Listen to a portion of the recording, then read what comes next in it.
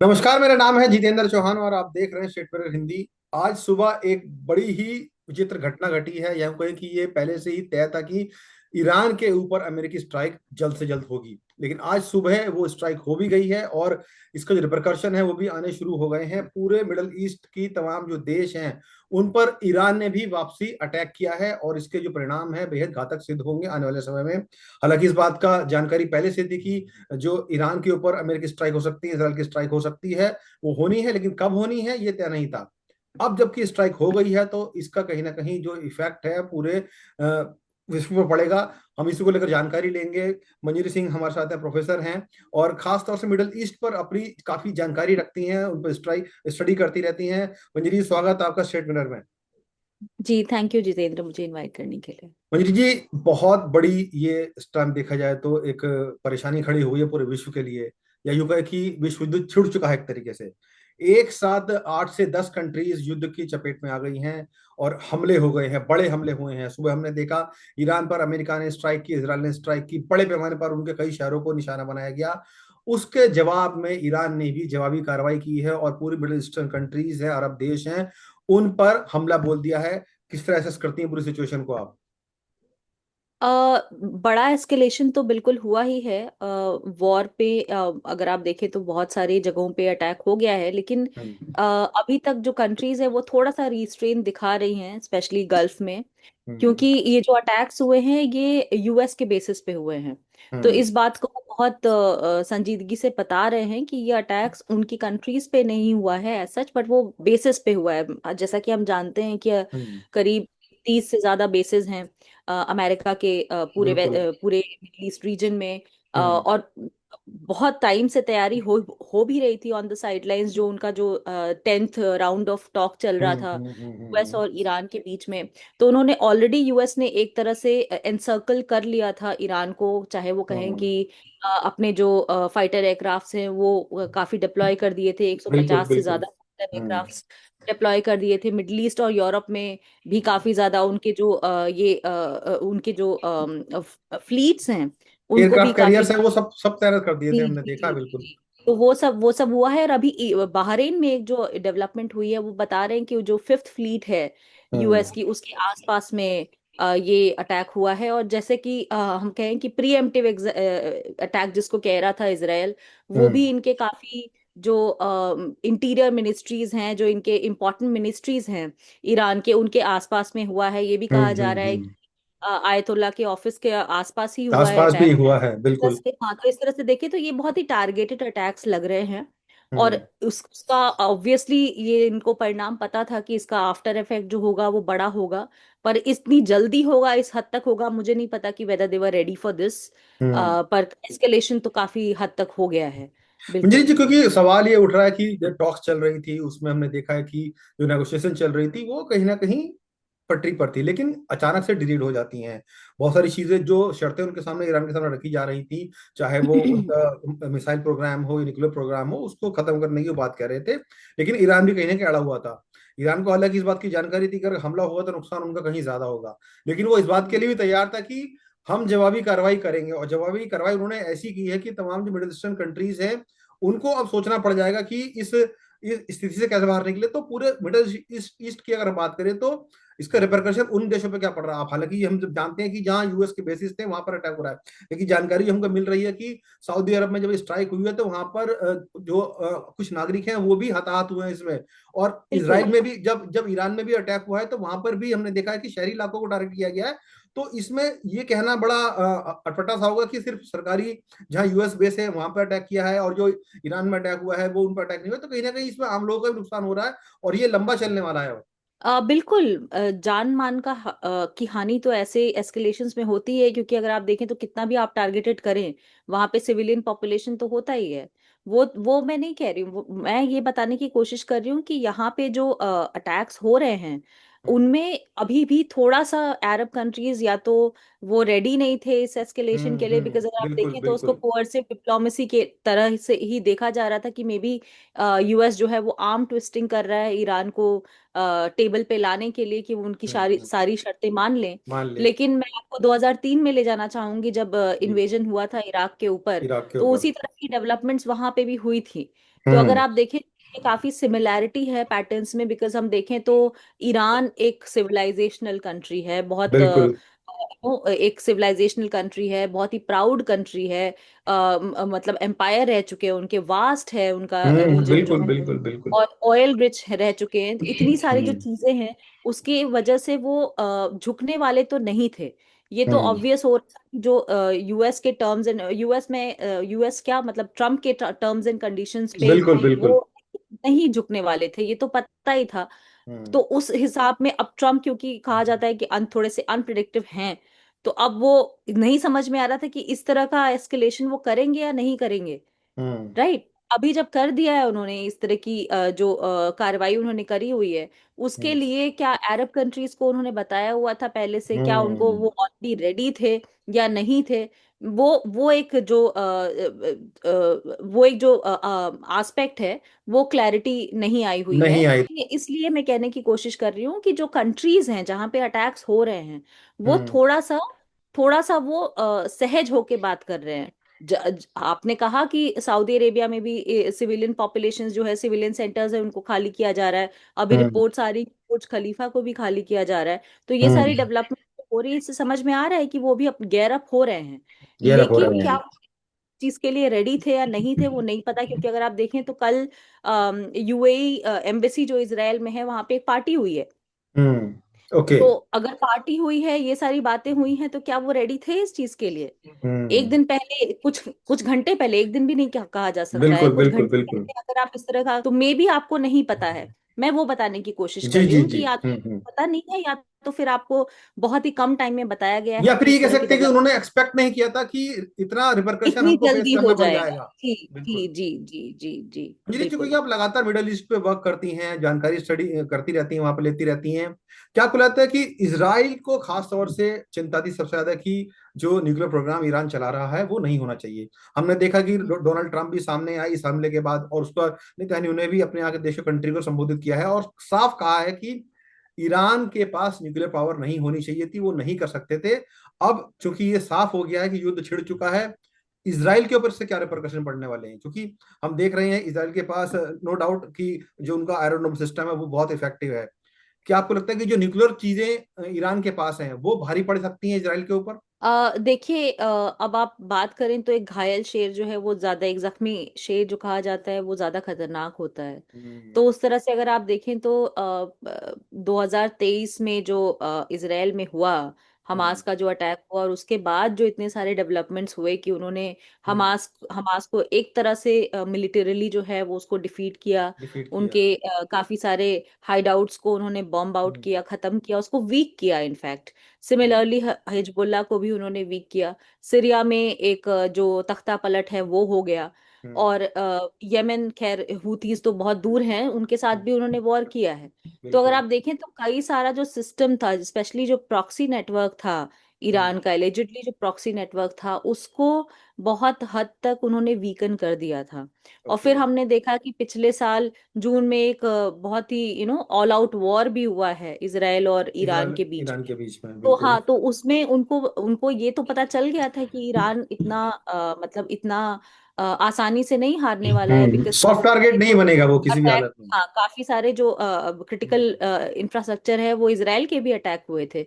तो एक हम्म तरह से उन्होंने भांप लिया था कि ईरान की जो स्ट्रेंथ है, हम्म मिलिट्री कैपेबिलिटी है, वो काफी स्ट्रांग है ही है। तो हम्म ये मैं पहले भी कह रही थी कि ये वॉर जो आप कह रहे हैं कि 2000 जून में 12 दिन का वॉर चला, खत्म हो गया, ये सिर्फ एक फेज है। ये पेज था काफी वो। दिनों तक चलेगा। वो एक हम्म फेज था, क्योंकि उनको लग रहा था कि अगर हम वॉर कंटिन्यू करते या रहेंगे कहें कि वो तो एक ट्रेलर था, पिक्चर अब रिलीज हुई है। जी जी जी बिल्कुल। तो बीच में ये जो आपने युद्ध विराम देखा है, या जो पीसफुल, या हम्म क्योंकि आजकल वॉर्स जो है वो ग्रे जोन में होते हैं, हम सब बिल्कुल जानते हैं बिल्कुल। कि पीस भी होता है, वॉर सिचुएशन को टाइम भी असेस होता करना, फिर उसके है। बाद उसका जी इफेक्ट देखने को जी जी। मिलता है। तो इस टाइम में उन्होंने पूरा बैकग्राउंड चेक किया है, काफी हम्म सारे उनके जो इफेक्टिवनेस है उसको उन्होंने भापा है। और ये जो अटैक्स हुए हैं, जो जी कंट्रीज के जो बेसिस पे अटैक हुआ है, इसके बारे में भी उन्होंने बात की होगी ऑब्वियसली, बिल्कुल उसको बिल्कुल। मैप किया होगा इन सारे इश्यूज को भी। तो मुझे लगता है कि अभी वो थोड़ा रेडी हो पाए थे, उन्होंने एक टाइम हम्म लिया है, 6-7 महीने का, हम्म। जिसमें कि वो उनको इंटेलिजेंस उनको मिला है, और भी ज्यादा पुख्ता सबूत मिले हैं, जिससे हम्म। कि उनको लगता है कि मे बी इस टाइम में अगर वो करेंगे अटैक, तो ईरान को कैसे कंटेन किया जा सकता है, कंटेंट। कैसे सर्कल किया जा सकता है, तो वो कोशिश कर रहे हैं। और जहां तक कि आप न्यूक्लियर प्रोग्राम की बात कर रहे हैं, वो एक इशू तो है ही है, जैसा कि मैंने कहा है, घायल शेर। तो हम्म। अभी ईरान जिस तरह से अटैक कर रहा है, अगर आप देखें तो नॉर्मलाइजेशन था उनका सऊदी अरेबिया के साथ में, यूएई के साथ भी उनका रिलेशन थोड़ा ठीक हो रहा था, कतर हम्म। के साथ हम जानते ही हैं कि अच्छे रिलेशंस हैं ईरान के। हम्म। पर हम्म। उनके वहां पे अगर आप अटैक कर रहे हो, चाहे आप यूएस बेसिस पे ही अटैक कर रहे हो, लेकिन उनके उनके सॉवरेनिटी पे जो अटैक हो रहा है, बिल्कुल इसका बिल्कुल। मतलब कि आप बिल्कुल जो जो कहते हैं ना कि एक स्टेट रैशनल होता है, वो अब इरेशनैलिटी की तरफ जा रहा है, जा क्योंकि रहा उसको है। इतना दिया गया है मे बी।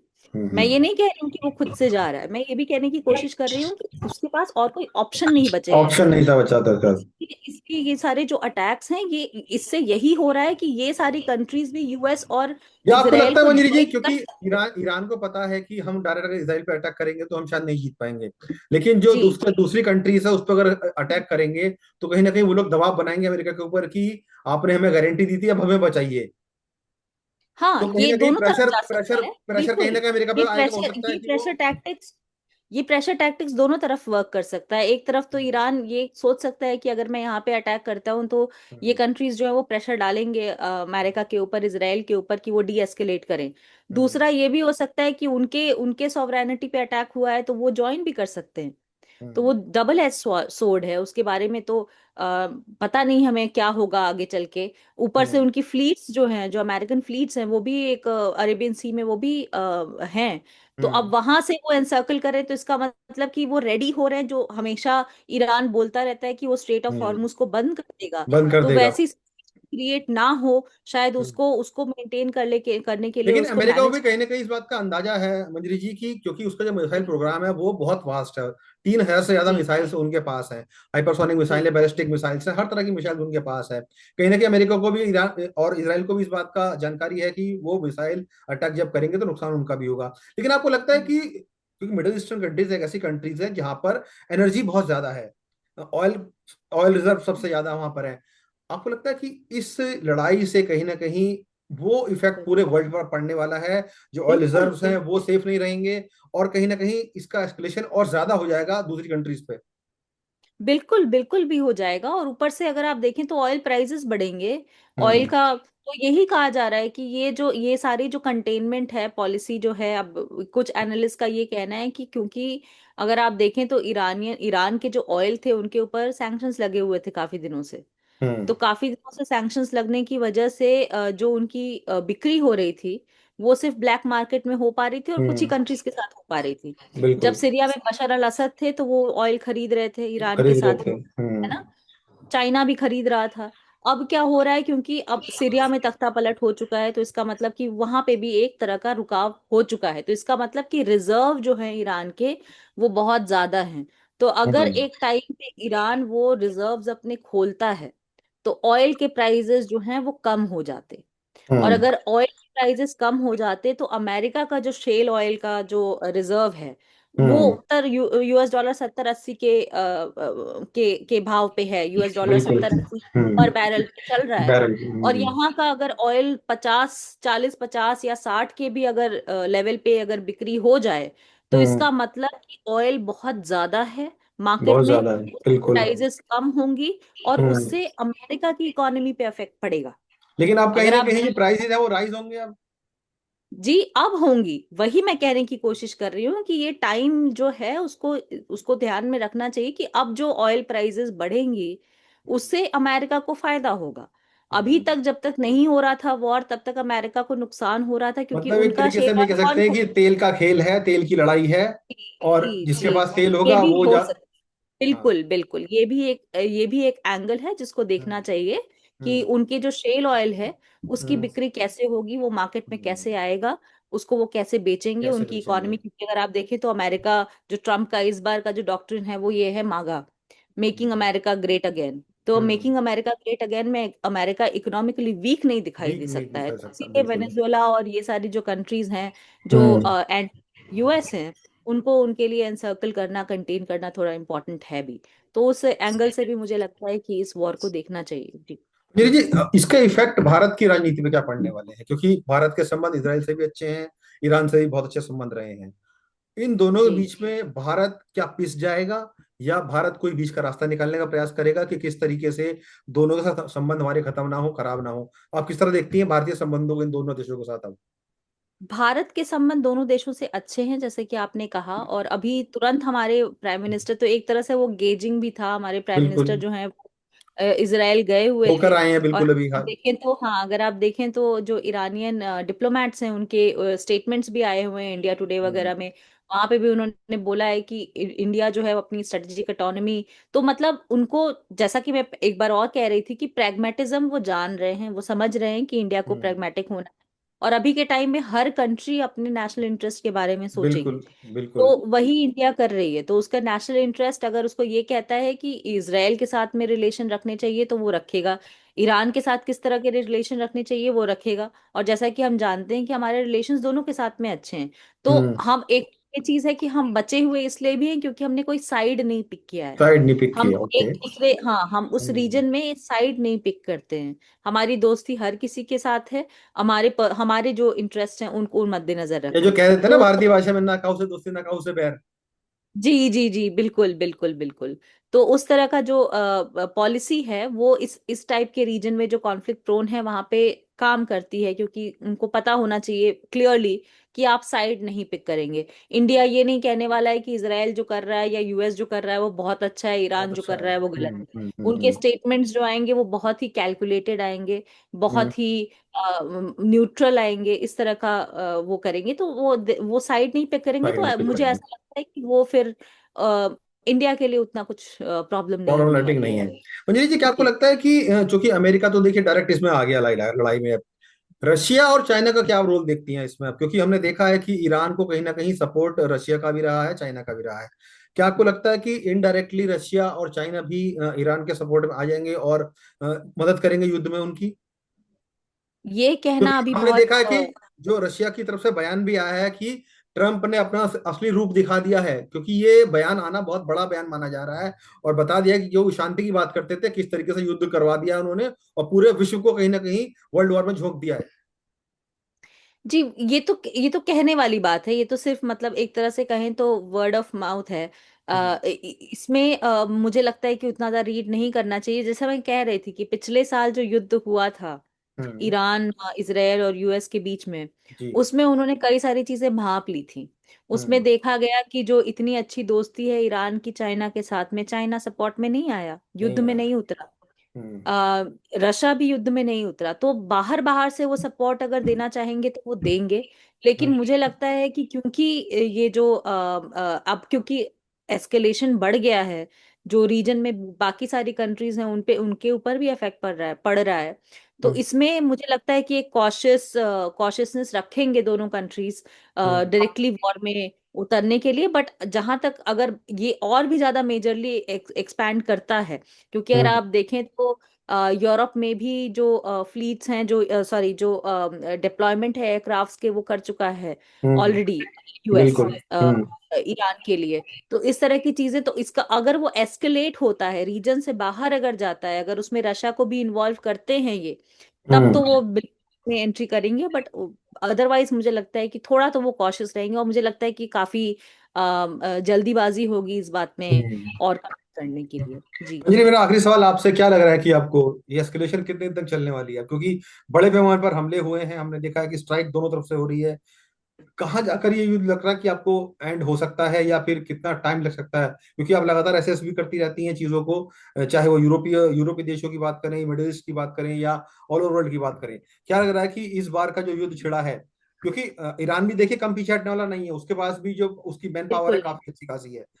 और क्या लग रहा है कि कितने दिनों तक ये युद्ध चलना लग सकता है? कितने दिनों तक तो मैं नहीं कह सकती कितने दिनों तक चलेगा, लेकिन कुछ डेवलपमेंट्स जो हो रही हम्म। हैं साइलेंटली, हम्म। उससे ऐसा लगता है कि ये एक्सटेंड होने वाला है काफी ज्यादा। बिकॉज अगर आप देखें तो रायसेना डायलॉग हम करने वाले हैं पांच हम्म। से सात तारीख में। हम्म। वहां पे कौन कौन आएगा कौन कौन नहीं आ पाएगा, उससे हमें पता चल जाएगा कि सिचुएशन वॉर में क्या होने क्या वाली है। होने वाली है। क्योंकि आप देखिए तो देश भर के दुनिया भर के लोग आते हैं उस डायलॉग में। तो कौन कौन पार्टिसिपेट करता है उससे भी मुझे लगता है कि पता चल जाएगा कि किस तरह की हम्म। सिचुएशन इवॉल्व या हो हो रही सकता है। है कि उस डायलॉग्स में कोई ऐसा बीच का रास्ता निकल जाए, जब दूसरी कंट्रीज के लोग यहाँ पर आए और हाँ डायलॉग्स वो हो, भी हो टॉक्स हो, सकता है, तो वो भी शायद कोई हो रास्ता सकता है। निकल के आ जाए। जी वो भी हो सकता है, बट थोड़ा अनलाइकली है, क्योंकि ऐसे सिचुएशन में जब वॉर इस तरह से एस्केलेट होता है तो आप बातचीत नहीं करते हैं, फिर आप वहां पे तैयारी करते हैं कि आपके ऊपर अटैक ना हो जाए। तो उस तरह की चीज होती है, और वैसा सिचुएशन अभी डेवलप हो चुका है, क्योंकि अगर आप रेडी नहीं हैं और अचानक से सरप्राइज अटैक्स हो रहे हैं तो इसका मतलब कि सिचुएशन खराब हो रही है। तो वही मैं कहने की कोशिश कर रही हूँ कि अगर रायसीना डायलॉग एक तरह से एक लिटमस टेस्ट होगा ये हम्म। पता करने के लिए कि कौन कौन वहां पे आ पाता है, आ पाता है। कितने इंस्टॉलेशंस आते हैं, कितने लोग आ हम्म। पाते हैं, तो उससे हमें पता चलेगा कि किस तरह का सिचुएशन ये इवॉल्व होगा। और हम्म। रही बात ऑलरेडी जो रीजन में जो अफरा तफरी मच रही है, उससे हम्म। तो ये समझ में आ रहा है कि गेयर अप कर रहे हैं कंट्रीज की ये आगे चलने हम्म। वाला है अपने आप को उस तरह से। जैसा कि हम पहले भी देख रहे थे, इंडिया इनफैक्ट इंडिया इंडिया का जो रवैया है उससे ही पता चलना चाहिए कि हम हम्म। ट्रैवल एडवाइजरीज 2-3 दिन पहले से, 4 दिन पहले से हम बोल रहे हैं कि जितने बिल्कुल। भी हैं ईरान में उनको वापस आ जाना चाहिए। आ जाना वो चाहिए। कमर्शियल फ्लाइट्स भी अगर है तो हम तो ये बहुत पहले से बोले, इनफैक्ट पीएम मोदी जब इसराइल गए थे उसके पहले से ये बातें चल रही थी। तो इसका मतलब कि गियरिंग अप हो रही है ऑलरेडी, हम्म। लोग तैयार हो रहे हैं। और मुझे लगता है कि इस बार ये थोड़ा लंबा बिकॉज खींचेगा। यहाँ पे रेडीनेस है, यहाँ पे हम्म। अच्छी खासी रेडीनेस है, और वो रेडीनेस दिख रही है काफी टाइम से। जैसा कि मैंने कहा कि हर तरफ से एनसर्कल करके ईरान हम्म। को कंटेन करने की बात हो रही है, वो ऑलरेडी हो चुका है, जो हो पिछले बार चुका है। नहीं हुआ। हम्म। पिछले बार वॉर एस्केलेट हुआ था, उसके हम्म। बाद चीजें मूव होना शुरू हुई थी। यहाँ पे पहले से ही आपने सेटअप कर दिया है, पहले ही सारे प्यादे आपने लगा दिए हैं, और हम्म। उसके बाद आप लड़ाई करने के लिए तैयार हो रहे हैं। तो मुझे लगता है कि तैयारी इस बार ज्यादा है। तो ज्यादा अगर है। तैयारी ज्यादा है तो बिल्कुल पिछले बार बिल्कुल। 12 दिन था, तो इस बार और भी हो सकता और है। भी हो जी सकती है। शुक्रिया मंजरी, बस का बहुत शुक्रिया करने के लिए कि जैसे कि आपने बोला कि एक घायल शेर को अमेरिका अमेरिका ने छेड़ा है, और कहीं ना कहीं वो पलटकर वार जरूर करेगा और घातक वार करेगा, और उसका नजरिया हमने देख भी लिया है। इस तरीके से ईरान के ऊपर हमला होने का तुरंत उसने खाड़ी देशों के तमाम देशों पर स्ट्राइक कर दी है, और कहीं ना कहीं ये जता दिया है कि वो पीछे हटने वाले नहीं है, घायल शेर है और हमला बहुत खतरनाक करेंगे। शुक्रिया मंजरी हमसे बात करने के लिए।